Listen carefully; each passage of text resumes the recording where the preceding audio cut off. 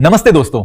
English exam की तैयारी के लिए ये स्ट्रैटेजीज बहुत जरूरी हैं। इन्हें फॉलो करके आप जरूर सफल होंगे। फ्रेंड्स, तो आज हम लोग जानेंगे एसएससी सीजीएल में इंग्लिश को कैसे आप प्रिपेयर करें। ठीक है, आज हम लोग को रोड मैप देने वाला हूँ TR1 और TR2 का। तो याद रखिएगा ये कैसे होगा। सबसे पहले स्ट्रेटेजी बनाना पड़ेगा और मैं आपके साथ जुड़ा हूँ, तो इसका मतलब हुआ कि मैं कुछ ना कुछ हेल्प करूँगा, क्योंकि मैं भी एसएससी सीजीएल का अच्छा नंबर आ रहा है मेरा, और इसी स्ट्रेटेजी के साथ मैंने अपना प्रिपेयर किया हूँ। और जो भी मैं वर्ड बोलूँगा, कुछ बात ध्यान रखिएगा। कोई ज़रूरी नहीं कि जो कंटेंट इस पर लिखा हो वहीं अभी बोलूँगा, नहीं, कुछ एक्स्ट्रा बोलूँगा जो उसमें आपको ध्यान रखना पड़ेगा। तो मेरी बातों को थोड़ा गौर से देखिएगा। हम कोई बड़ी फेस नहीं है कि आप हमें हमारे फ़ैन होंगे या हमारी तरह, लेकिन मैं जो भी बोलूँगा अपनी प्रिपरेशन और अपने 100% जो प्रिपरेशन किया हूँ उसके ऊपर मैं बोलूँगा और अपने फुल एक्सपीरियंस के साथ ये बोलूँगा। ठीक है? तो चलिए, क्वेश्चन सबसे पहले ये है आपके सामने कि आपका मार्क्स क्यों नहीं आ रहा है? ठीक है? इंग्लिश में मार्क्स क्यों नहीं आ रहा है? तो बाकी कुछ और नहीं है, कांसेप्ट समझ में नहीं आ रहा है, कांसेप्ट तो समझ में आ जा रहा है, लेकिन हम लोग को मार्क्स नहीं आ रहा। ठीक है? तो मार्क्स लाने के लिए क्या करना होगा? तो सबसे पहले ये आपको याद रखना होगा कि मार्क्स लाने के लिए, आगे मैं उसको बार बार बताता हूँ, लास्ट में आपको बताएंगे कि मार्क्स कैसे। तो सबसे पहले इंग्लिश का लास्ट स्ट्रेटेजी हो गया।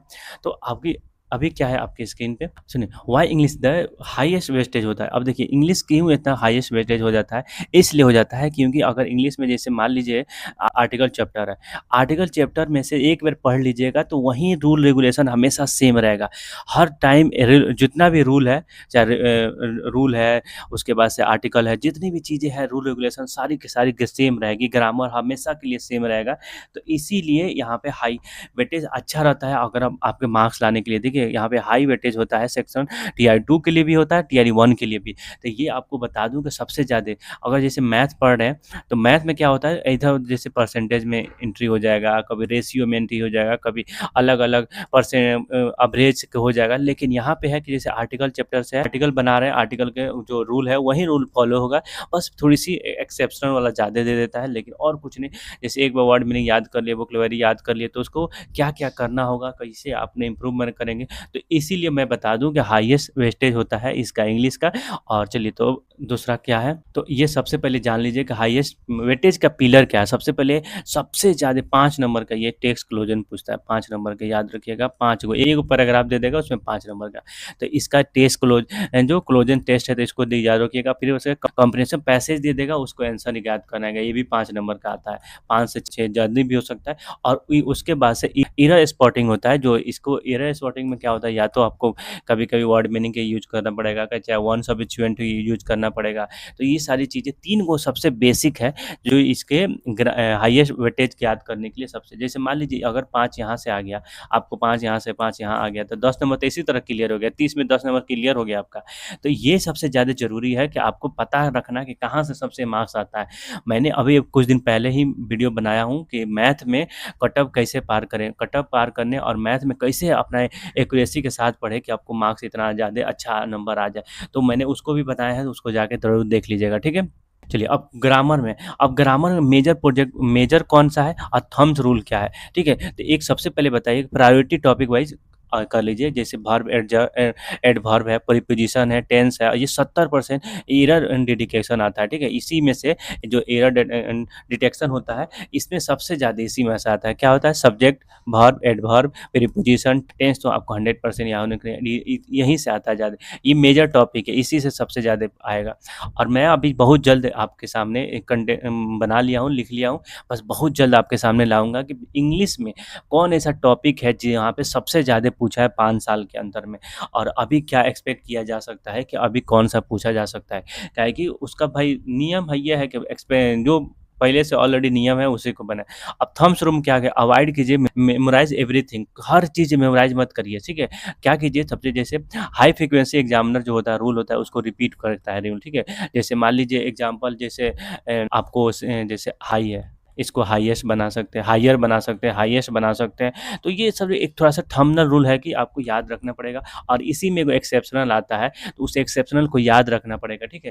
देन जो इंग्लिश में जो भी होता है उसको याद करना। अब चल रही बात क्वेश्चन आई एम वोकैबुलरी का, तो सबसे ज़्यादा ये वर्ड पूछा जाता है। तो इसमें क्या करना है, आइटम और फेस को स्कोरिंग ईजी से रिमेंबर कीजिए, और रेगुलर रिवीजन पर आप क्या कीजिए, डेली 10 गो वर्ड मीनिंग याद कीजिए, 10 गो वर्ड मीनिंग याद कीजिए। और उसी से फिर क्या कीजिए, अगर जब मान लें स्पेस दे रहे हैं तो उसी के जो ऑप्शन वाला भी है तो ऑप्शन का आंसर क्या होगा वो भी देख लीजिए।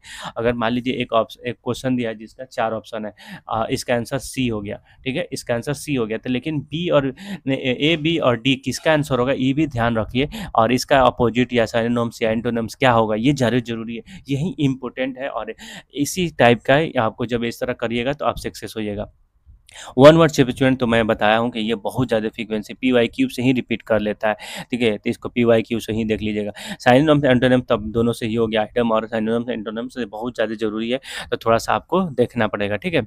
और उसके बाद से ये अंडरस्टैंडिंग होनी चाहिए कंटेंट में, क्या होता है ना, तो रीडिंग कम्प्रिहेंसिव बहुत बड़ी चीज़ है, जो बताया था कि रीडिंग जिसको कहा जाता है आरसी और टेक, ठीक है? तो इसको ज़रूर देखिएगा, नहीं देखिएगा तो बहुत दिक्कत हो जाएगा, आपका मार्क्स कम हो जाएगा। और अगर ये एक और बात बता दूँ कि 15 से 10 मिनट हमेशा टाइम इस पे दीजिए डेली रीडिंग कम्प्रिहेंसिव पर, या तो आप न्यूज़पेपर पढ़िए। न्यूज़पेपर पढ़ने से पता चलेगा तो आर्टिकल कहाँ यूज़ होगा, दी जैसे होता है कि जो दी कब यूज़ किया जाता है, दी हमेशा उस वहाँ यूज़ किया जाता है जो ओनली वन हो, जैसे दी सन, दी महात्मा, दी मोदी।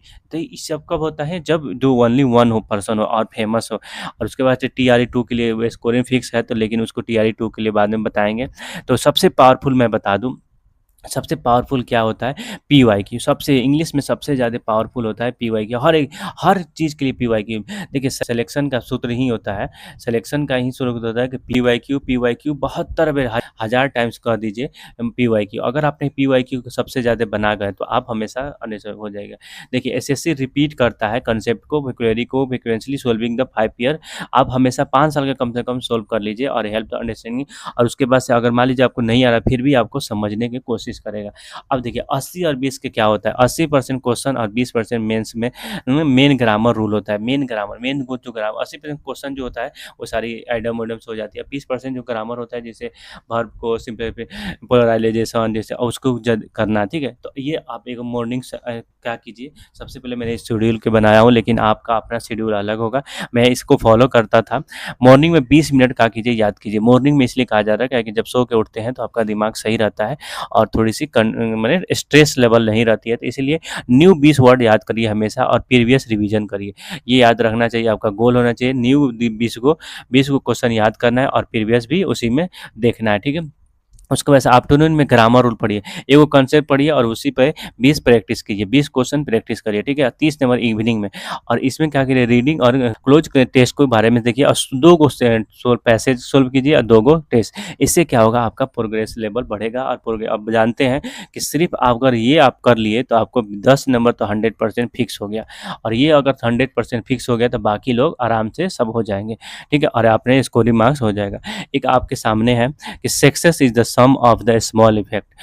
सम ऑफ स्मॉल इफेक्ट क्या होता है कि सबसे छोटा-छोटा जो इफेक्ट आप लोग एफर्ट लगाते हैं अपनी पढ़ाई में, और repeat every day, repeat day in the day out. हमेशा आपको डे इन डे आउट में आपको हमेशा रिपीट करना है, कुछ भी हो आपको करते रहना पड़ेगा। एक कंसिस्टेंसी इज द अनलिमिटेड की, consistency is the key of the success नहीं, अनलिमिटेड की है आपको कहीं भी जाने के लिए।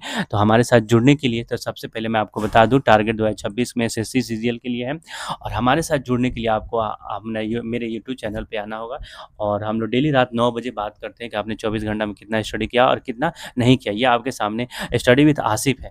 और यहाँ पे आने से आपको क्या फ़ायदा होगा, सबसे पहले बता दूँ कि स्टडी विद आसिफ पे डेली रात 9 बजे हम लोग बात करते हैं कि आपने कल रात 9 बजे से आज रात 9 बजे तक कितना देर स्टडी किए हैं, और अभी 9 बजे से कल रात 9 बजे तक 24 घंटा में कितना स्टडी करने वाले हैं। ये क्यों करते हैं, क्योंकि हम लोग कंटिन्यूटी, डिसिप्लिन और कंसिस्टेंसी बने रहे। तो इसी सिलसिला को डेली हम लोग अपने चैनल पे करते रहते हैं, और बाकी क्वेश्चन क्विज रिलेटिव क्वेश्चन चलती रहती है। तो आप इसको ज़रूर फोकस करें और ध्यान रखें कि हम लोग एक नई पहचान बनानी है, और पहचान की जंग यही तभी होगी जब हमें एक कंटिन्यूटी के साथ मेहनत करेंगे, डिसिप्लिन और कंसिस्टेंसी बनाए रखेंगे, तभी जाके हम सक्सेस होंगे। तो चलिए ठीक है, all the best, thank you so much देखने के लिए। और इसी तरह कोई भी डाउट हो, कोई भी सब्जेक्ट के बारे में कुछ क्वेश्चन पूछना हो, आप बिंदास मेरे टेलीग्राम पे आ सकते हैं। वहाँ पे हम लोग एक ऐसे दोस्त जैसे रहते हैं, ठीक है? हमको गाइडर बनना है, टीचर नहीं बनना है।